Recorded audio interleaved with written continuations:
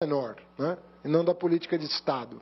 Nós, então, com base no realizado, nós projetamos as despesas à razão de 70% para o cumprimento das metas. Para o cumprimento das metas. A meta estabelecida tem uma pequena banda, também para evitar aquela sangria desatada de final de ano, ou para empenhar, para gastar mais, sem planejamento, sem a tranquilidade necessária para alocar de forma eficiente os recursos, ou então cortando despesa de maneira também atabalhoada, sem aquela noção clara de como você fazer os cortes necessários para o bem da sociedade brasileira. Então, as metas de resultado primário têm uma banda de 0,25% do PIB, justamente para você acomodar essas tensões de final de exercício. Então, fica uma execução orçamentária para minha colega Simone Tebet muito mais racional, como, aliás, é no mundo. Você não crava um número e sai correndo atrás dele com 2 dígitos depois da vírgula, né, como se fazia no Brasil. Você acompanha uma trajetória. E se, porventura, não apenas as metas de resultado não foram atingidas, mas elas ficarem aquém da banda, aí sim você tem mecanismos de correção para o ano seguinte, que é cair de 70% para 50% a possibilidade de expansão das despesas vis-à-vis o aumento da receita já verificado no ano anterior. Então, você tem uma regra que compatibiliza o que era bom da LRF, né, com o que é bom de uma regra de gasto, né, em que você junta as duas coisas para que a trajetória consistente com a ancoragem dos agregados, né, das grandes variáveis econômicas, que inclui aí a dívida, esteja no rumo correto. E, para concluir, nós fizemos questão de colocar 2 mecanismos anticíclicos, tanto na fase do boom, quanto na fase de uma eventual retração, que nos últimos anos só seria disparada uma única vez, né? Nas últimas décadas, se fosse acionado. Uma é a questão seguinte: se os 70% do aumento do incremento da receita superar 2,5%, nós vamos ficar com 2,5%. Então, suponha, por hipótese, que a receita tenha crescido nos 12 meses anteriores 5%. 70% de 5% é 3,5%. Vai valer os 2,5%. Vai valer os 2,5%. Assim como, se tiver eventualmente uma retração, né, no ciclo baixo, na parte baixa do ciclo, nós resolvemos incorporar aquilo que era exceção ao teto de gasto dentro da regra nova e fixar em 0,6% o incremento da despesa de um ano para o outro. Por que isso? Porque para evitar ficar naquela situação em que você tem uma regra e as excepcionalidades, né, a não ser as constitucionais, mas as excepcionalidades, a gente resolveu trazer para dentro da regra aquilo que é uma espécie de crescimento vegetativo em função daquilo que se verificou desde a promulgação do teto de gasto. Então, o que você vai ter? Você vai ter, de um lado, uma trajetória desejável do primário com bandas, do resultado primário com as bandas, de 0,25% do PIB. Você vai ter uma regra de gasto, que é ou 70% ou 50%, dependendo se você estiver dentro da banda ou fora da banda, para o ano seguinte, e os 2 mecanismos anticíclicos. Se tiver um boom de commodity por causa da reabertura da China e o Brasil tiver uma arrecadação, ou por conta das medidas que vão ser tomadas até o final do ano, sobre as quais eu vou falar para concluir, tiver um incremento de 5% da receita de um ano para o outro, você tem uma limitação. Por que essa limitação é importante? Porque é o colchão que você precisa para a fase ruim. Por isso que chama anticíclico. Você faz um colchão na fase boa para poder usá-lo na fase ruim. E não deixar que o Estado se desorganize, sobretudo quando está envolvido o direito do cidadão àqueles serviços constitucionalmente estabelecidos. Então, você dá segurança não só para o empresário que quer investir, mas para as famílias que precisam, né, do apoio do Estado no que diz respeito aos serviços essenciais de saúde, educação, assistência e assim por diante. Você tem uma trava que garante o funcionamento do Estado. Voltou para o ciclo, volta à regra anterior, que vai te garantindo um espaço de economia cada vez maior. Isso, no nosso juízo, pelas projeções que o Tesouro faz, se nós cumprirmos essa trajetória com esses mecanismos de controle, nós vamos chegar em 2026 numa situação de bastante estabilidade no que diz respeito a esses agregados. As trajetórias todas de inflação, juro real, dívida pública, vão se acomodar numa situação muito mais favorável do que a que nós encaramos hoje. Para terminar, também vi muita dúvida e questionamentos legítimos sobre a possibilidade de cumprimento desse plano. E eu quero dizer uma coisa que eu disse tanto para o deputado Arthur Lira, presidente da Câmara, quanto para o presidente do Senado, o senador Rodrigo Pacheco. Eu disse para eles o seguinte: esse plano tem um pressuposto. Porque todos me perguntaram, vai haver aumento da carga tributária? Todo mundo me pergunta isso. Depois que viram o arcabouço, fala, é consistente, mas nós queremos saber se essa consistência implicitamente exigirá um aumento da carga tributária. Se por carga tributária se entende criação de novos tributos ou aumento de alíquota dos tributos existentes, a resposta é, não está no nosso horizonte. Não estamos pensando em CPMF, não estamos pensando em acabar com o Simples, não estamos pensando em reonerar a folha de pagamento, não é disso que se trata, né? Folha, inclusive, está na fase 2 da reforma tributária prevista para o segundo semestre. Não é disso que se trata. Do que se trata, portanto, lembro a frase do presidente Lula durante a campanha. Meu governo vai colocar o pobre no orçamento e o rico no imposto de renda. O que significa isso na prática? Significa que nós temos que fazer, quem não paga imposto, pagar. E nós temos muitos setores que estão demasiadamente favorecidos com regras que foram sendo estabelecidas ao longo das décadas e que não foram revistas por nenhum controle de resultado. Muitas caducaram, do ponto de vista de eficiência, precisam ser revogadas, e nós vamos, ao longo do ano, né, e já começando na semana seguinte à apresentação do arcabouço, nós já vamos encaminhar para o Parlamento as medidas saneadoras que vão dar consistência para o resultado previsto nesse anúncio. Sim, nós contamos, portanto, que aqueles setores que estão muito beneficiados, ou setores novos que sequer estão regulamentados, né?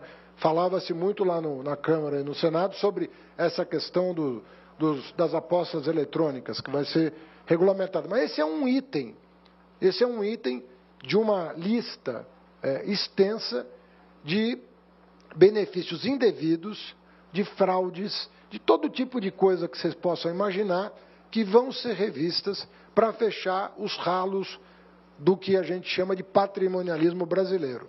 Nós vamos ter que enfrentar a agenda contra o patrimonialismo e acabar com uma série de abusos que foram cometidos contra o Estado brasileiro, contra a base fiscal do Estado brasileiro ao longo dos anos.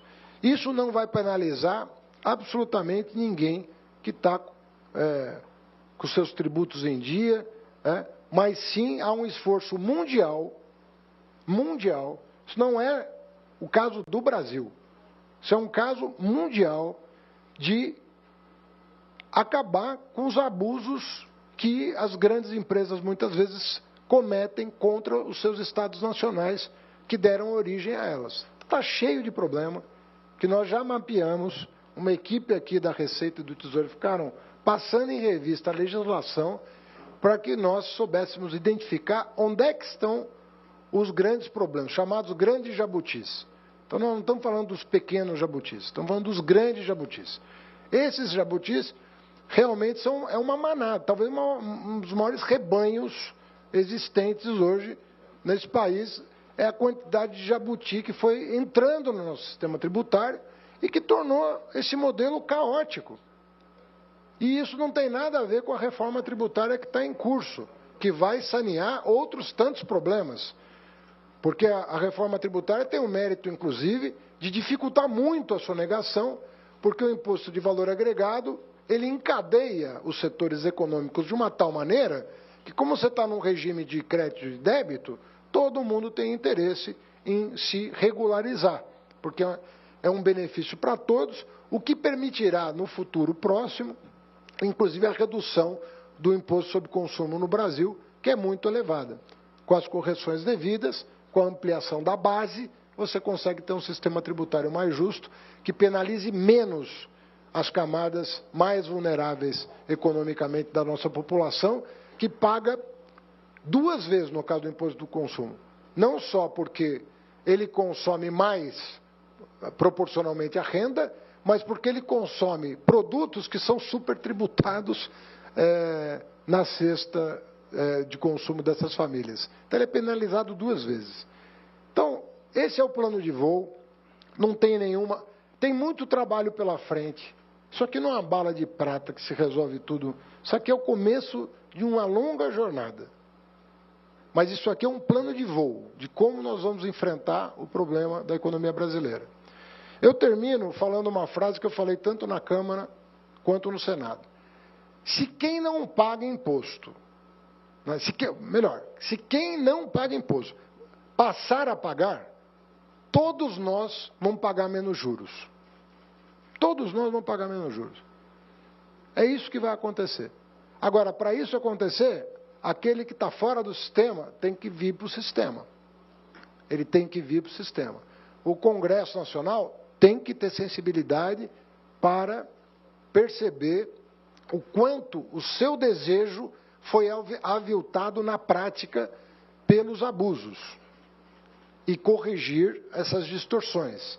Da mesma maneira que nós vamos ter uma atuação forte no Supremo Tribunal Federal no que diz respeito ao julgamento daquelas ações que são muito importantes para a recomposição dessa base fiscal do Estado brasileiro. Nós estamos falando, portanto, de uma recomposição. Não estamos falando de uma ampliação. É uma recomposição da base fiscal que vai permitir não apenas ao Executivo executar os seus programas, cumprir os seus... acatar aquelas pressões legítimas que vêm da sociedade, né? Ou seja, cumprir os seus compromissos, não só dessa eleição que passou em 2022, mas das próximas. Nós somos um país democrático onde a população se manifesta nas eleições e diz o que quer, e essa regra não vai ser impedimento que se cumpra com aquilo que foi convencionado pela sociedade, apenas que o que foi convencionado tem que ter a contrapartida dos setores mais abastados sobre a sustentabilidade do que foi proposto. É disso que nós estamos falando. Então, nós precisamos efetivamente combater essa tendência patrimonialista de apropriação do Estado brasileiro, para afastar isso de uma vez por todas, e eu penso que nós estamos no momento correto de fazer isso. Quer dizer, falamos que é o momento correto, não falar dos 100 anos que nós podíamos ter feito isso já, mas nós estamos no momento incontornável de fazer isso. Nós não temos alternativa. Nós não temos alternativa. Ou a gente traz esses setores, e não estou falando de setores da economia popular, eu estou falando de grandes setores que estão à margem, né, do sistema, e que é uma preocupação mundial com eles. Tivemos nos Estados Unidos agora taxação das big techs, das grandes corporações no chão, tudo indo para paraíso fiscal, tudo. Ou nós botamos ordem nesse sistema e trazemos para a luz essa realidade e estabelecemos numa confluência com o Senado, com a Câmara e com o Supremo Tribunal Federal, ou nós vamos continuar padecendo a cada crise, a cada problema, a cada ciclo, um solavanco na economia brasileira, do qual ela demora a se reerguer. A gente, quando cai, demora a levantar. E eu entendo que essa é uma possibilidade concreta de nós, a partir desta regra, construirmos uma base fiscal sólida para o Estado brasileiro. É disso que se trata. A partir dessa regra. Então, o nosso trabalho, eu diria que começa hoje. Ele não termina hoje, ele começa hoje. Vai ser muito exigente, é uma agenda exigente, porque nós vamos ter que explicar muita coisa sobre o nosso passado, para a gente dar um passo na direção do futuro, mas ninguém aqui está cansado, ninguém aqui está indisposto, está todo mundo a fim de resolver isso definitivamente. Porque a hora que resolver, nós vamos ver um horizonte de desenvolvimento econômico e social no Brasil, como a gente já verificou um dia, mas quem sabe com uma possibilidade de que ele seja mais durável, um ciclo mais durável de desenvolvimento para o país. Desculpa ter me estendido, eu vou passar para a ministra Simone Tebet, que nos honra com a sua presença, e agradecendo a sua equipe que está aqui. Esse arcabouço não é da Fazenda, essa regra não é da Fazenda. Nós sentamos com o Banco Central, sentamos com o Ministério do Planejamento, sentamos com o Ministério do Desenvolvimento, sentamos com a Casa Civil, sentamos com o Ministério da Gestão, ontem com o presidente Lula pela terceira vez. Então, isso aqui é uma proposta que envolveu muitas cabeças e que hoje é dada a público depois da garantia de que são essas regras que vão chegar ao Congresso Nacional. Simone, obrigado. Obrigada. Bom, quero dar bom dia a todos e a todas, dizer que é um prazer poder estar aqui ao lado do ministro da Fazenda, Fernando Haddad, depois de muitos dias de trabalho. Quero aqui começar parabenizando toda a equipe do Ministério da Fazenda pelo brilhantismo da sua equipe, o ministro Fernando Haddad. Não sei se ele tem muitos méritos, mas mérito de saber fazer uma boa escolha de equipe, se ele sabe. As melhores mentes no setor da economia, da equipe econômica, estão aqui. Eu quero cumprimentar o Melo, o Seron e o Galípolo, em seu nome, comentar toda a equipe. Dizer que o Ministério do Planejamento e Orçamento entrou aqui como coadjuvante, como colaborador. Nós somos chamados para analisar o arcabouço fiscal que se apresentava, portanto, todo boneco foi feito pelo Ministério da Fazenda, para ver se nós tínhamos bases orçamentárias sustentáveis. E eu acho que é disso que se trata, né? A Constituição é muito clara, nós precisamos ter regras fiscais sustentáveis, ao mesmo tempo em que nós temos uma demanda e um pedido do presidente da República mais do que justo. Houve uma determinação do presidente Lula. Nós queremos o pobre no orçamento, mas mais que o pobre, nós queremos a primeira infância, nós queremos os jovens, nós queremos os idosos, nós queremos 210 milhões de brasileiros contemplados com políticas públicas. Então, diante disso, nós temos a responsabilidade fiscal, de um lado, de cuidar das contas públicas, mas tendo como objetivo principal atender esse social. E aqui eu já posso, pelo lado do orçamento, afirmar para vocês, depois dos primeiros números já checados, nós vamos fazer uma dupla checagem depois que o texto estiver escrito, que esta regra fiscal, ela é crível, portanto, ela é possível e nós temos condições de cumpri-la de acordo com as metas estabelecidas. E por que isso?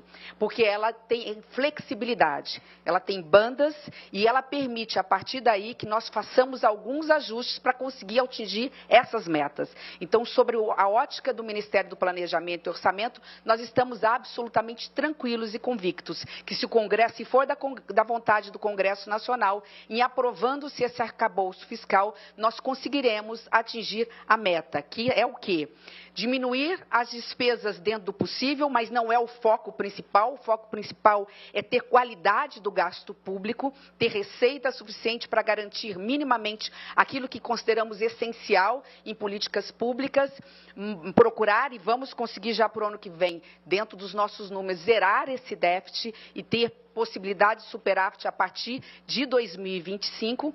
Por outro lado, a preocupação com a estabilização da dívida pública brasileira.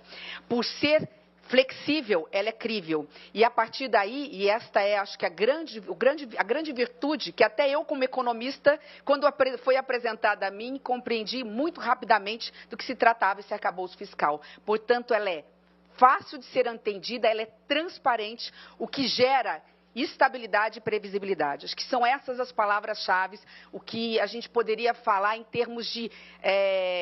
do que significa essa nova roupagem fiscal. Esse arcabouço, ele é flexível, portanto crível. Ele é transparente porque ele é simples, né? Ele não comporta exceções, a não ser o que está na própria Constituição. E ele tem um foco. Nós não estamos falando, aqui não tem objetivo de diminuir os gastos públicos, embora isso vá acontecer. Vai acontecer porque tem limites. O limite é dado em relação ao aumento da receita. Aumenta a receita, aumenta as despesas. Na mesma proporção, não, porque nós temos um déficit fiscal de 230 bilhões, fruto de uma herança passada de uma pandemia, todos nós sabemos e passamos por ela, e de políticas públicas que não foram contempladas nos últimos 4 anos. Eu gosto sempre de reforçar, porque nós temos que passar sempre as informações com base nos fatos. A grande realidade é que nós passamos 6 anos praticamente sem reajustar a merenda escolar das nossas crianças.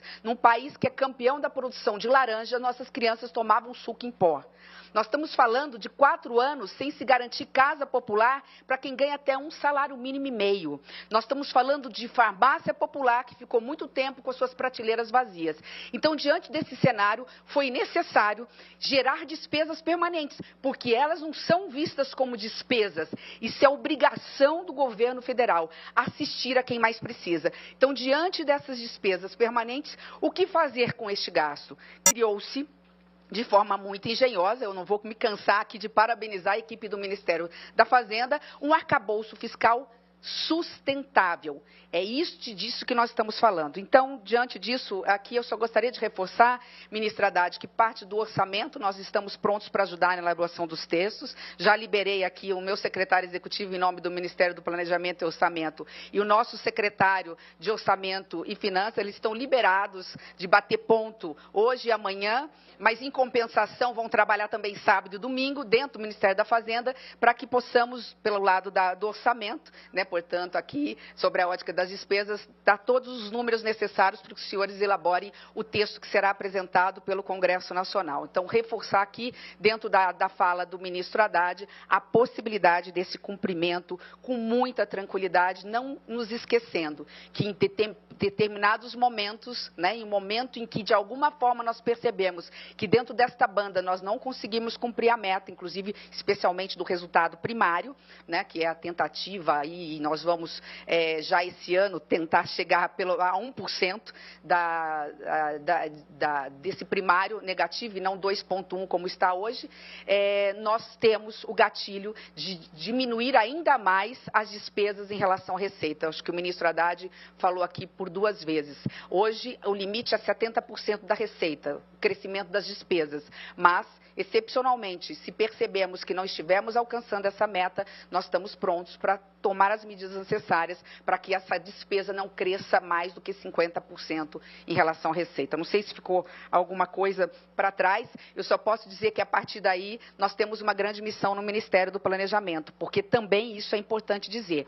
Essa regra nos dá, talvez pela primeira vez em muito tempo, a oportunidade de nós termos um aumento do horizonte de recursos, alocar recursos considerando uma visão de médio prazo. Sair da caixinha do orçamento anual, e ele é anual porque está na lei, está na Constituição, mas tendo uma visão de médio prazo, olhando o orçamento para os próximos 4 anos, porque a chuva impede que a obra comece 1º de janeiro, então ela não se conclui dia 31 de dezembro. Quando nós falamos de políticas públicas, algumas delas, elas têm condições de serem alcançados os seus resultados a médio ou a longo prazo, o que diga nessa nossa grande e mais árdua missão de garantir qualidade no ensino público, que é uma questão de uma mudança aí que vai levar no mínimo 2 décadas. Então, quando nós falamos de orçamento, nós temos que ter esse orçamento numa visão mais de médio prazo, o que este arcabouço vai permitir fazer. A gente ter uma visão no mínimo de 4 anos à luz do PPA, que vai ser participativo e que é este ano determinação do presidente Lula de que nós visitemos todas as capitais, ouçamos a sociedade civil, os conselhos, no modo virtual também, para que possamos incorporar, além dos programas e do programa do governo de campanha, incorporar os anseios da sociedade em programas, ações, metas, indicadores para serem cumpridos a partir de 2024. Parabéns, ministro Haddad. Como você mesmo disse, tem muito trabalho pela frente, conte conosco. Bom, eu vou passar a palavra aqui para a equipe esclarecer dúvidas, mas eu só queria concluir dizendo o seguinte: nós tivemos muita preocupação mesmo, de andar numa linha que no Brasil ficou muito tênue à luz do ambiente político criado, entre você olhar para um lado ou para o outro da sociedade, olhar para uma pequena minoria na sociedade e para a grande maioria. E o que eu posso dizer é que essa regra nos permite olhar para cada família desse país e dizer o seguinte: nós não vamos admitir que um dos maiores produtores de alimento do mundo, não vamos admitir que um país que é um dos que mais produz alimento do mundo conviva com a fome nunca mais. E não vemos nenhuma razão, a partir desse anúncio, para alguém ter dúvidas sobre investir no Brasil.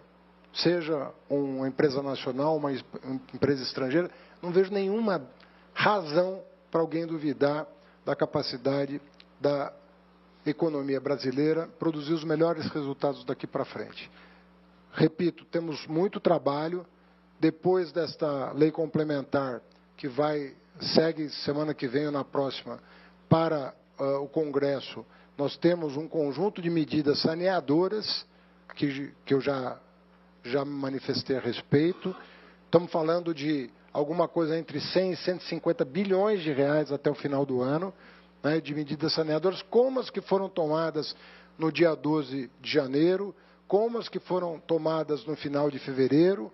Virão novas medidas na mesma direção, né, que vão cobrir esse buraco herdado da administração anterior, mas com vistas a dar sustentabilidade para crescimento. O que o presidente quer: emprego, investimento, a satisfação das famílias brasileiras naquilo que a Constituição estabelece, nos seus direitos constitucionais, e eu tenho a convicção de que esse país melhor está totalmente contemplado nessa nova fórmula que nós estamos anunciando. Nós vamos melhorar o Brasil, tanto do ponto de vista social, quanto do ponto de vista econômico, quanto do ponto de vista político. Não há nada que impeça o Brasil de, seguindo esse curso, estar num outro patamar de desenvolvimento e com outras perspectivas de futuro. Eu agradeço a paciência dos jornalistas ao longo desse tempo todo.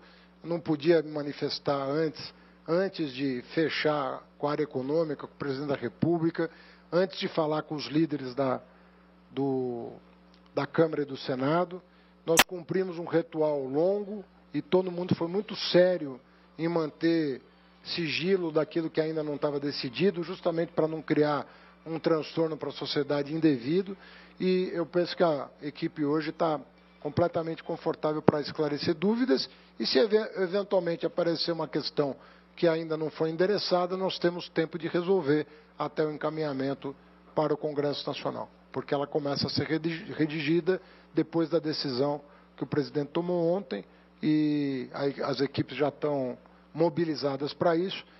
A semana que vem não tem sessão na Câmara e no Senado, então nós vamos aproveitar esse momento justamente para mandar o texto mais claro e transparente que possa ser redigido. Muito obrigado.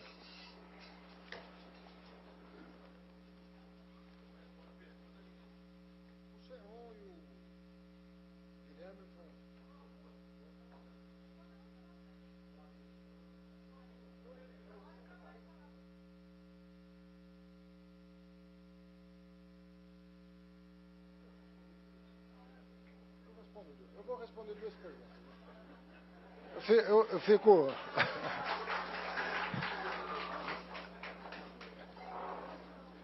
Vamos fazer duas perguntas, então. Quem? Faz pergunta difícil, porque aí a gente poupa tempo. Pela lista? Pela lista, então, o primeiro inscrito é o Manuel. Por favor, diga o nome do veículo, porque está sendo transmitido. Boa tarde, ministro. Manuel Ventura, do Jornal o Globo.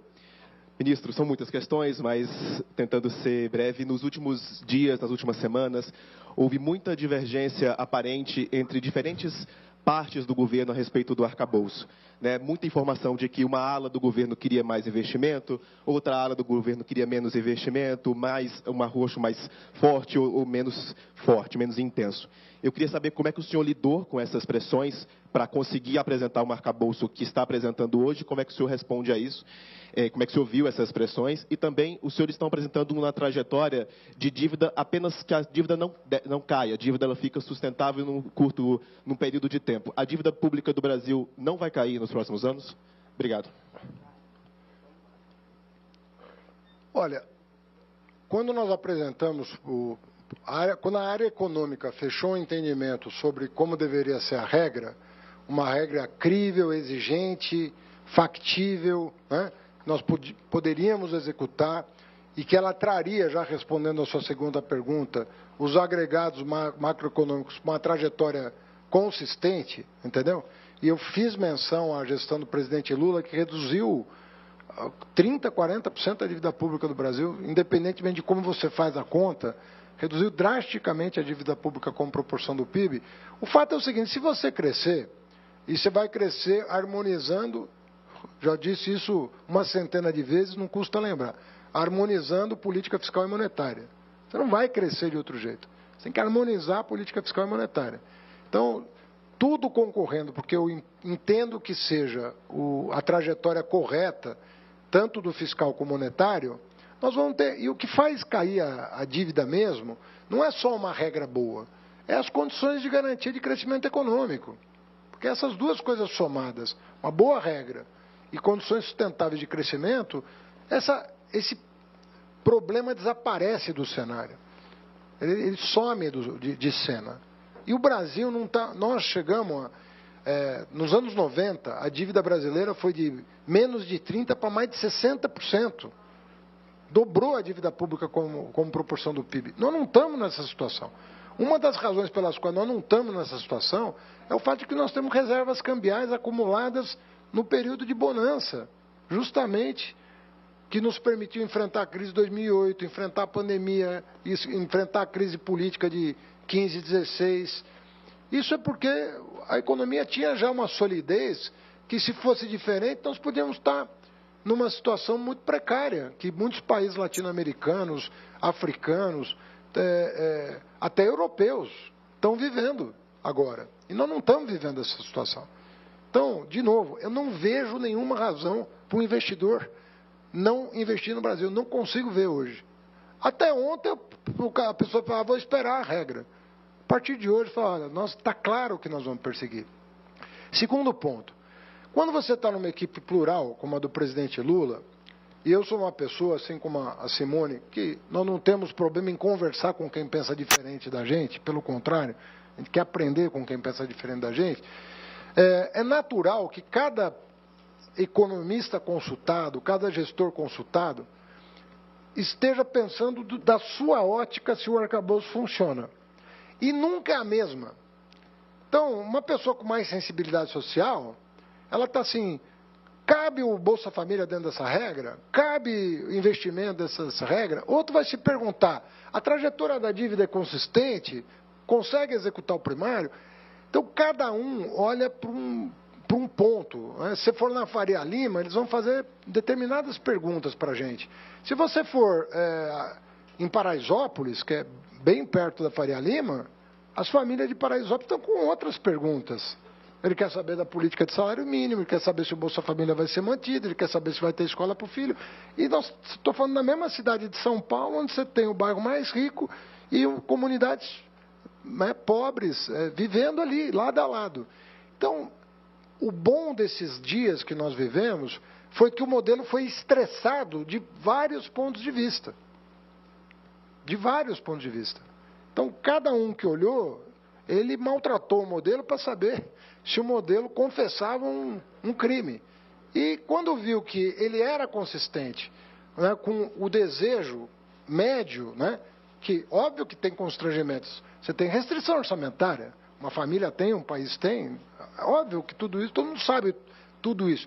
Mas quando você estressa o modelo e verifica, ele tem coerência, quando você consegue, não aproximar 100% das pessoas, mas quando você consegue uma boa dose de razoabilidade e consenso em torno de uma regra, é sinal de que essa regra pode funcionar muito bem se nós não nos acomodarmos e perseguirmos os objetivos que nós estamos anunciando com as premissas que estamos anunciando.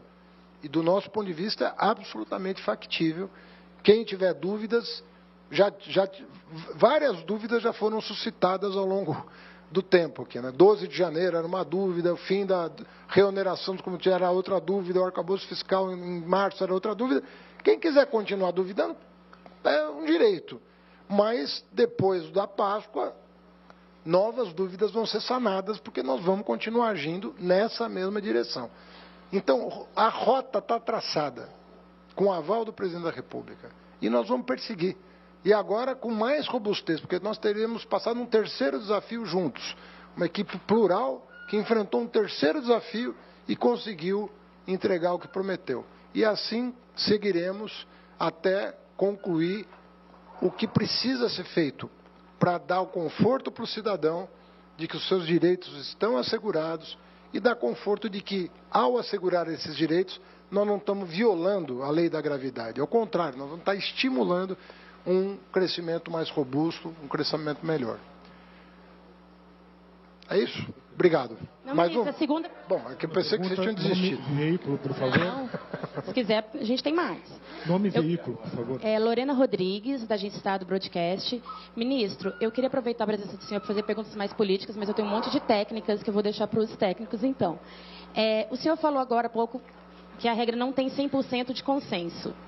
Quantos por cento de consenso que nós temos nessa regra hoje e qual que é... No governo, 100. No governo. Não. Quando eu digo, quando eu fiz referência à regra, o governo, encerramos ontem a discussão.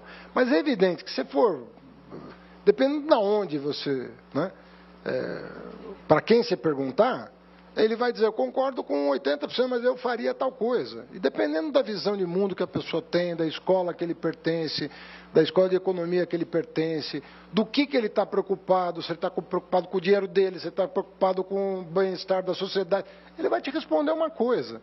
O que nós conseguimos aferir, né, do consenso entre nós do governo é que, se essa regra, estressada durante 10 dias, conseguiu agradar pessoas tão diferentes quanto as que compõem o governo, ela tem uma boa chance de emplacar na sociedade.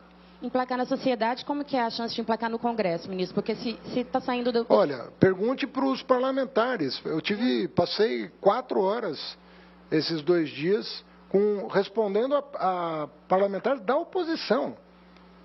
Da oposição. Estava sentado agora com o Rogério Marinho, com o Ciro Nogueira, né? E todo mundo sabe que eu respeito um parlamentar da oposição tanto quanto um da situação. As pessoas perguntaram o que quiseram para mim. Então eu fiz 2 sabatinas de 2 horas cada uma, respondendo a todas as perguntas. Minha impressão, Guimarães está aqui para responder, porque a da Câmara foi ontem. Então ele já deve ter uma sensação de como o discurso foi recepcionado.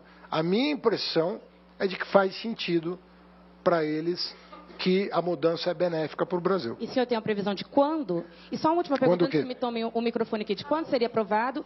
E há uma preocupação no parlamento em relação à execução de emendas. Isso pode ser excetuado de alguma forma dessa regra? Não, está tudo dentro da regra. Cálculo de resultado primário, não existe, só tem uma regra de cálculo de resultado primário, não existe 2. Quando você faz o cálculo, é uma só. Não adianta você falar, não, mas isso aqui vai ser diferente. A hora que o Banco Central faz a conta, ele faz uma conta de acordo com uma cartilha e acabou. Tem uma série histórica. Você não pode abusar disso. Você tem que seguir critérios internacionalmente reconhecidos, senão você vai gerar uma insegurança enorme para as pessoas. Então não tem uma série histórica resultados primários e que você vai poder acompanhar com toda a transparência. Agora, sobre a aprovação, de novo, eu penso que o Congresso Nacional está realisticamente otimista. Por que eu digo que é realista esse otimismo? Porque com quem você conversa, da oposição da situação, todo mundo fala, nós precisamos aprovar a nova lei, a nova regra fiscal e a reforma tributária. E eu ouço de muitos parlamentares da oposição, isso não é governo, isso é o Estado brasileiro que está em jogo.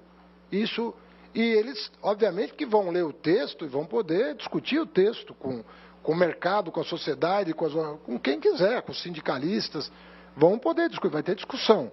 Mas o que eu noto ali é um desejo de, a partir dessas aprovações, desses duas importantes medidas, né? Nova regra fiscal e reforma tributária, que o Brasil passe a viver um tempo melhor do que a última década. Os últimos 10 anos foi muito difícil para esse país. Eu penso que nós temos toda a condição de desenhar um horizonte de possibilidades muito mais generosas do que o que a gente tem observado até aqui. Tá bem? Obrigado, gente.